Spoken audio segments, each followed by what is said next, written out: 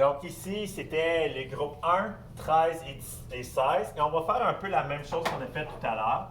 On va expliquer pourquoi eux autres, lorsqu'on a arraché l'électron, ça a été plus facile qu'on pensait, même s'ils ont plus de protons. Le groupe 1, donc si tu commences au gaz rare, puis là tu ajoutes un électron de plus, tu es rendu dans le groupe 1, puis là on remarque que c'est plus facile qu'on pensait arracher un électron ici. Pourquoi? Oui? Parce que ça va être une toute nouvelle couche, il va être moins attiré par les protons parce qu'il va être comme aveuglé par les autres couches en avant de lui. On a dit qu'il est plus loin, ça il ne peut pas voir les protons. Right? OK. Pense à la configuration électronique. Okay. La configuration électronique, on finissait dans le groupe 1, on est par exemple à 3p6, 4s1. OK.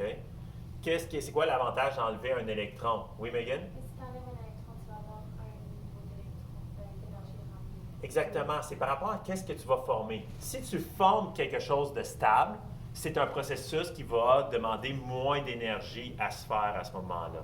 Donc ici, arracher un électron,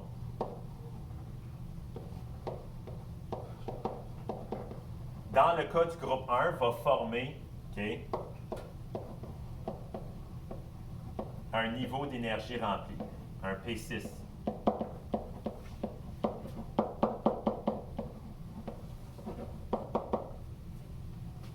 Maintenant, essayez d'appliquer le même raisonnement pour le groupe 13. Pourquoi arracher un électron au groupe 13? C'est étrangement favorable. Ça demande moins d'énergie qu'on pensait.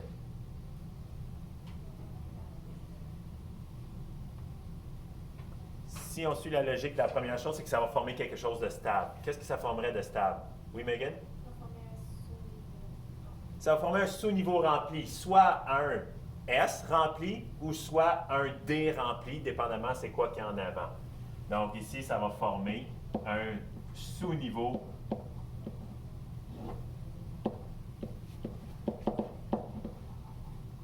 d'énergie remplie.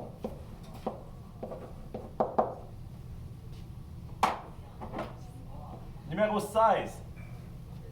L'oxygène, le soufre, le sélénium et la tellure. Lorsqu'on enlève un électron, étrangement, ça prend moins d'énergie qu'attendu. Thomas? C'est un sous-niveau moitié rempli. Ça crée un sous-niveau d'énergie à moitié rempli qui est stable, donc c'est favorable.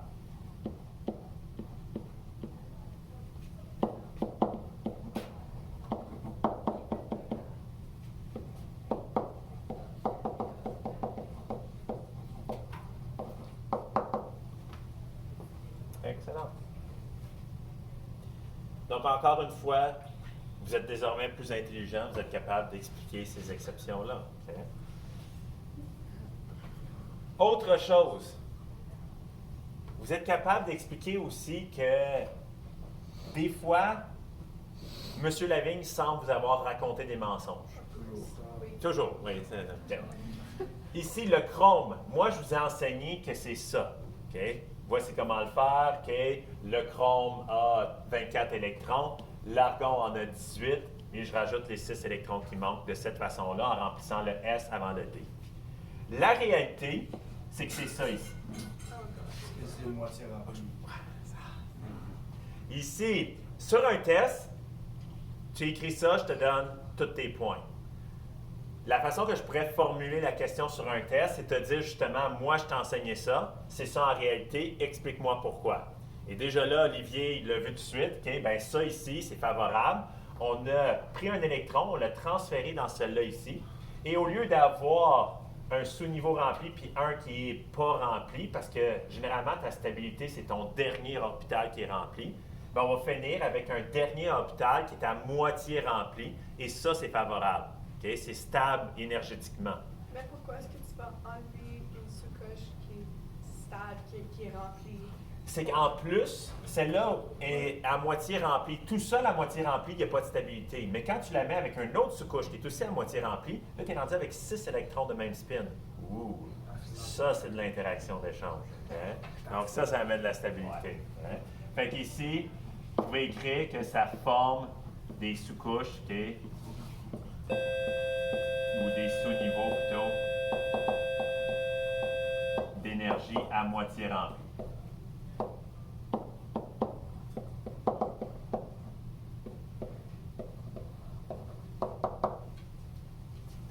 Même chose pour le deuxième. Ça, c'est qu'est-ce que je vous ai enseigné. La réalité est ça ici. Pourquoi? Comment vous pourriez me l'expliquer, Thomas? Il va y avoir une qui est pleine et une qui est à moitié, au lieu de une qui est pleine et une qui est même presque moitié, mais pas complète. Exactement. OK? Puis surtout, c'est tout le temps le dernier à droite qui est le plus important. C'est elle qui amène la stabilité. Donc, c'est elle, tu veux, qui respecte une des 3 règles que j'ai mentionnées. Fait qu'ici, ça formait un sous-niveau à moitié rempli. Oui.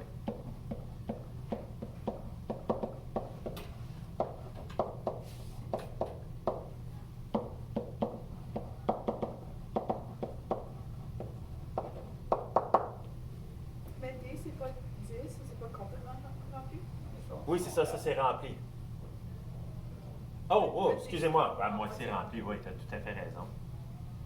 C'est le Sous-niveau S qui d'énergie. C'est le S qui devient moitié rempli. C'est le S qui devient à moitié rempli. Sauf que le S à moitié rempli, il ne donne pas tant de stabilité parce qu'il faut que tu aies plus qu'un électron pairé avec le même spin pour que ça donne la stabilité. Ce qui amène la stabilité, c'est vraiment le dernier à droite, puis là, on a un sous-niveau rempli d'énergie. Est-ce que ça, c'est les seules exceptions qu'on doit savoir? Non, il y en a plein. Si tu regardes le tableau périodique, c'est qu'au moins à cette heure, tu es capable de les expliquer pourquoi. Okay? Tu ne peux pas les prédire, tu ne peux pas savoir. C'est pour ça que moi, je te les donnerais sur un test, puis je te demanderais plutôt de les expliquer, plutôt que de me donner cette réponse-là. Si je te demande des configurations électroniques, je m'attends à ce que tu suis les règles et tu me donnes ça. Okay. Oui, Olivier? Pourquoi est-ce que la couche B a plus de stabilité quand elle est remplie que la couche D? Parce que... On considère que c'est comme si tu avais rempli ton niveau, même si par exemple, quand tu remplis 3 P6, tu n'as pas rempli tes D, mais c'est pas grave. Okay? On considère parce que les D sont plus hauts en énergie, tu as comme rempli ton niveau qui était tout à la même hauteur de façon horizontale. Puis ça amène la stabilité électronique. La réponse exactement des calculs par rapport à ça, je dois t'avouer, je peux pas te répondre à ça, mais c'est ce qu'on a observé. Dernière chose, dès la 9e année, j'enseigne que les métaux de transition, ils ont plusieurs charges. Puis il n'y a pas vraiment personne qui pose la question, pourquoi c'est ces charges-là? Juste vous dire, si vous aviez posé la question, je vous aurais dit, je ne peux pas vous répondre, il faut voir la mécanique quantique pour répondre à ça. Mais à ce temps que vous connaissez la mécanique quantique, vous êtes capable de comprendre pourquoi le fer, par exemple, il y a la charge de 2+ et de 3+. Okay? On va le voir. Premièrement, ce que je vais faire, c'est que je vais tracer sa configuration électronique quand il est neutre à gauche, puis quand il est chargé à droite. Le fer, sa configuration électronique, ça va être l'argon. Ensuite, c'est 4s2, 3d, 1, 2, 3, 4, 5, 6.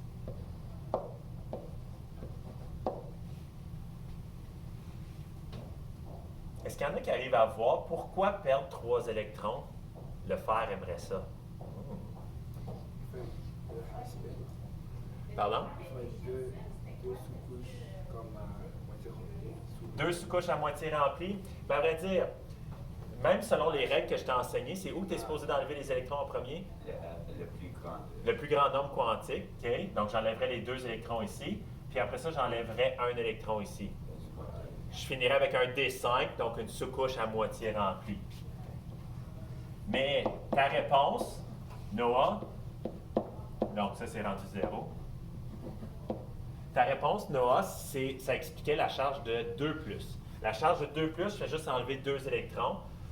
D'abord, j'ai enlevé ces 2-là ici, mais il y en a un qui va partir de là puis qui va aller ici pour avoir 2 sous-couches à moitié remplies. Et c'est pour ça que la charge faire 2+, c'est une des charges stables aussi. Donc ici, c'est à cause d'une sous-couche à moitié remplie, un sous-niveau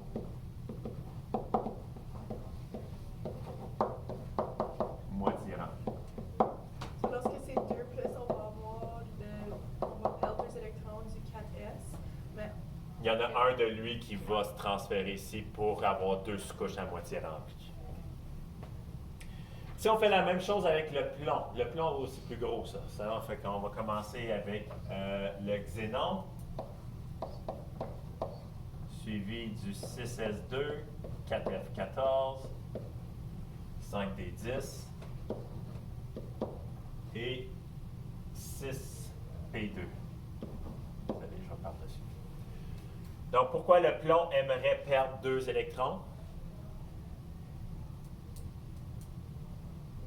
Oui, Megan?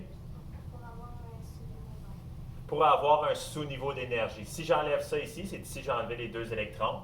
Ma configuration électronique va finir avec un sous-niveau rempli d'énergie. Oui, Olivier? Si t'as 2,6, tu commences avec celui qui est au bout. Tout le temps celui à droite, c'est le plus haut en énergie. Comment expliquer le 4+? C'est quels électrons qui vont être enlevés? Les deux Les 2 6. OK? Ouais. Donc, le 6P, on va enlever ces deux-là. Le 6S, on va enlever ces deux-là. Et encore une fois, on va finir avec des sous-niveaux remplis d'énergie. Donc, ça amène la stabilité. Donc, c'est pour ça que le plomb existe sous forme 2+, et sous forme 4+.